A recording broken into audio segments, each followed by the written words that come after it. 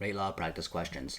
A. Calculate the expected time in seconds for trial number 4. If I wanted to do that, I'm going to use this formula over here. So this is going to be a question mark. We don't know what this one is going to be. It's going to use these two concentrations. Concentration of X, concentration of Z. We know those, but do we know what K is? We don't. It's not given in the question. Do we know what M and N are in this question? No, we have never been given it. So we actually cannot solve A just yet. We have to use B first. What is the rate law, which is going to be implemented using this formula? We have to find that out first. And what is the rate constant? Rate constant is the slope, right, the proportionality constant of K. We don't even know what that is either. Okay, so we're going to do these first and then solve for A. So we're going to use this formula here first and then bring it down over here. So I'm going to be using trials 1 and 2. Okay, why am I going to be using trials 1 and 2? So y2 on the top here and y1 on the bottom there, because these here are the same and these here are different. That's a strategy we're going to use. Okay, so we're going to isolate for the exponent that we need. Okay, so we're just going to be dividing these, gives you 2.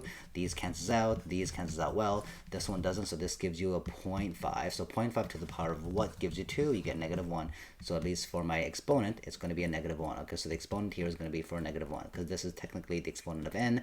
This is going to be for m. Okay, I'm going to do the same thing on this side. This here and this here are the same, but this here and this here are different. Okay, so that's good. That's what we want to do. So we have trial 1 and 3 this time. Okay, so 3 is on the top, 1 is on the bottom. That's implemented in here. You divide these, gives you 4. These cancels out. These cancels out. This one gives you 0.25. Okay, so 0.25 to the power of what gives you 4?